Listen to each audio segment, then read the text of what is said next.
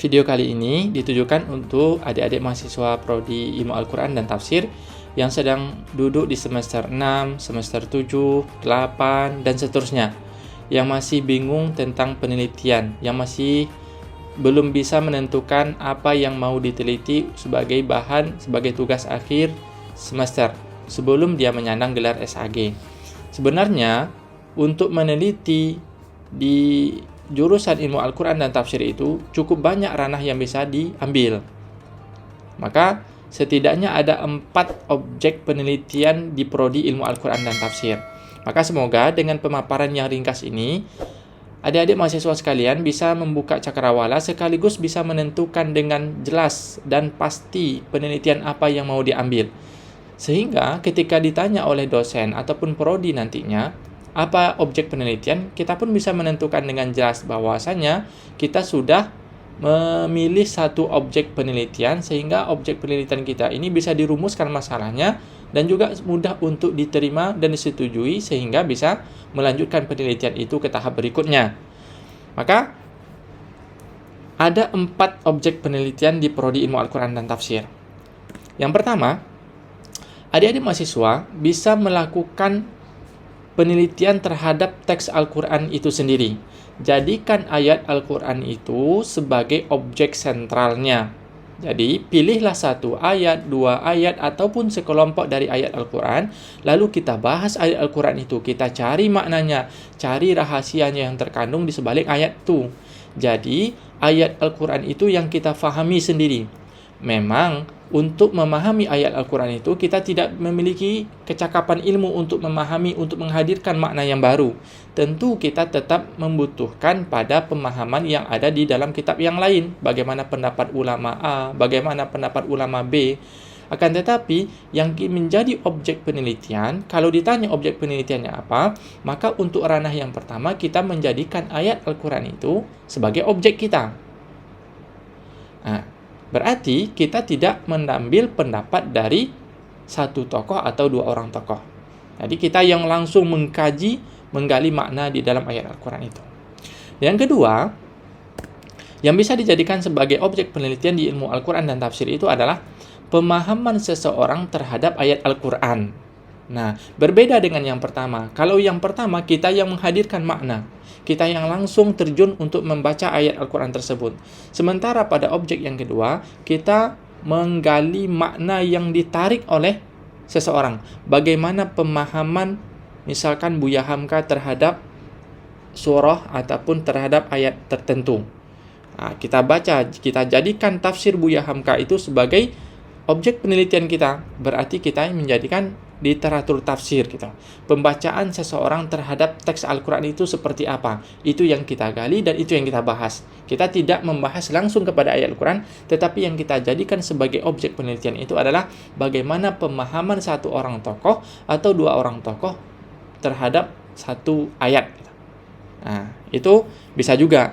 Dan yang ketiga, yang kita bahas itu adalah metodenya.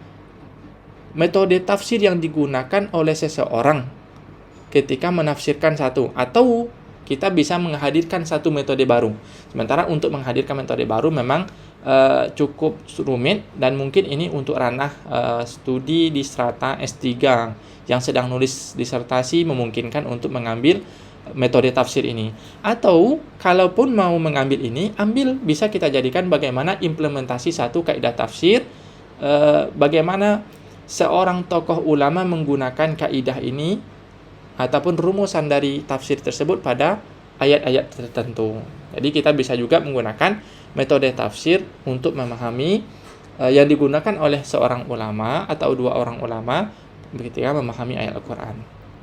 Dan yang keempat itu adalah living Quran. Living Quran ini cukup banyak, sudah cukup berkembang. Namun yang perlu untuk digarisbawahi bahwasanya living Quran ini dia membutuhkan bantuan dari ilmu sosiologi dan juga ilmu antropologi. Jadi kalau kita sebelum ini, misalkan sewaktu duduk di bangku SMA ataupun di bangku MA, kita tidak terlalu kuat di bidang ilmu sosiologi dan antropologi, maka agaknya jangan terlalu memaksakan diri untuk mengkaji living Quran. Tapi kalau memiliki cukup modal, ada bacaan dasar dari ilmu sosiologi ataupun ilmu antropologi, maka sangat disilakan untuk mengambil living Quran agar penelitian itu dia bisa dilakukan dengan maksimal. Nah, itu ada 4 objek penelitian yang bisa dijadikan ataupun yang bisa diambil bagi adik-adik mahasiswa di prodi ilmu Al-Quran dan tafsir. Nah, berikutnya kita ambil satu kasus. Nah, kita ambil satu contoh judul yang sering diajukan oleh adik-adik mahasiswa. Ini hanya sebagai satu gambaran. Nah, judulnya adalah Sabar dalam Al-Quran menurut Buya Hamka dalam tafsir Al-Azhar. Sabar dalam Al-Quran menurut Buya Hamka dalam tafsir Al-Azhar. Nah, sebenarnya judul ini itu beberapa tahun yang lampau gaya-gaya ataupun corak judul seperti ini cukup banyak diajukan oleh mahasiswa.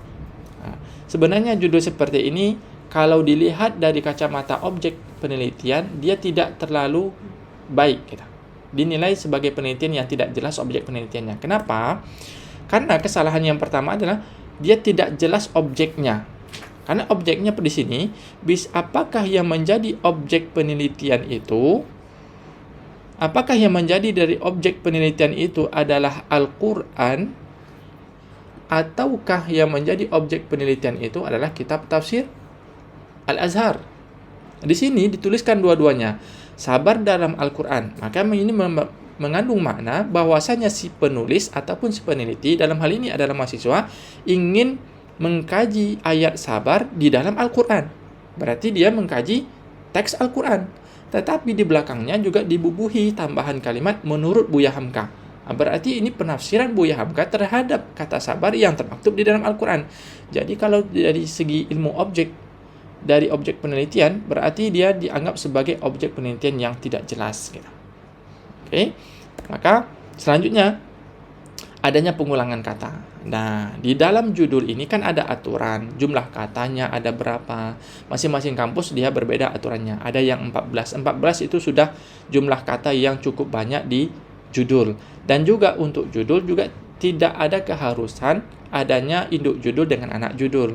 Maka upayakan kata yang terdiri dari 14 kata, 12 kata itu upayakan untuk tidak ada kata yang berulang agar dia lebih baik dinilai oleh dosen kita. Maka untuk hal ini kata dalam itu dia terulang di dalam ini. Memungkinkan juga di judul-judul yang diajukan kata Al-Quran yang berulang ataupun kata ayat yang berulang ataupun kata-kata yang lainnya. Maka diupayakan untuk menyusun, merangkai satu judul kalimat di judul agar dia ada kata yang berulang, agar dia lebih nampak baiknya ataupun lebih tampak kita memiliki sumber kata yang cukup banyak. Maka sedikit solusi yang bisa kita tawarkan di kasus ini adalah solusi yang pertama, tentukan dan pastikanlah objek judul penelitian itu dengan cermat. Apakah kita mau mengkaji penafsiran ataukah kita mengkaji ayat ataupun teks itu secara langsung. Jadi objek penelitian itu harus jelas, harus pasti. Apakah yang mau kita kaji itu adalah teksnya ataukah yang mau kita kaji itu adalah pemahaman seorang ulama terhadap teks Al-Quran itu sendiri. Oke. Misalkan objek ayat di dalam Al-Quran atau tafsir Al-Misbah. Maka ini silahkan dipilih untuk satu. Gitu. Ini kasusnya. Yang kedua adalah susun judul penelitian menggunakan kata kerja. Artinya di sini di dalam dalam judul diupayakan ada kerjaan si peneliti itu mau ngapain, apa yang mau diperbuat oleh si peneliti di judul itu di dalam penelitiannya. Maka misal apa yang kamu lakukan itu apa? Mau ngapain? Mau mengkaji kah? Atau mau menghadirkan makna baru kah? Atau mau ngapain? Atau apa kira-kira? Bisa juga kata kerjanya lah sebagai jawaban dari penelitian tersebut. Gitu. Itu salah satu pilihan. Bisa kita lakukan sebagai apa yang mau kita lakukan ataupun apa jawaban dari penelitian yang akan yang kita lakukan. Misalkan contohnya adalah studi sigat sabar dalam surah Al-Baqarah. Ini cukup baik nih, meskipun kata dari judulnya tidak terlalu banyak, tetapi dia nampak ini. Mahasiswa ataupun si peneliti, dia mengajukan proposal ingin melakukan kajian. Yang dikajinya adalah sigat sabar, berarti dia langsung ke teks. Dia mengkaji sirat sabar. Dia langsung berarti mengambil objek penelitian yang pertama tadi, lalu dia sudah batasi. Dia mengambil dalam surah Al-Baqarah atau di tempat yang lain, ambil dalam surah Ali Imran dan lain sebagainya. Dan ini ukur juga apakah untuk mengkaji surah Al-Baqarah ini dari kata sabar itu sudah cukup bisa kita kembangkan ataukah butuh kepada 2 surah. Atau dia terlalu banyak, maka kita bisa batasi juga cukup batasi di juz 1 saja. Demikian dengan perhatikan yang pertama itu adalah objek penelitiannya, lalu fokus kepada satu objek penelitian, lalu kembangkanlah di situ dengan menghadirkan judul yang lebih jelas. Semoga ini bisa membantu adik-adik semuanya dan bisa menghadirkan penelitian-penelitian yang berkualitas di masa yang akan datang. Terima kasih atas perhatiannya. Jangan lupa like, subscribe, and comment. Assalamualaikum warahmatullahi wabarakatuh.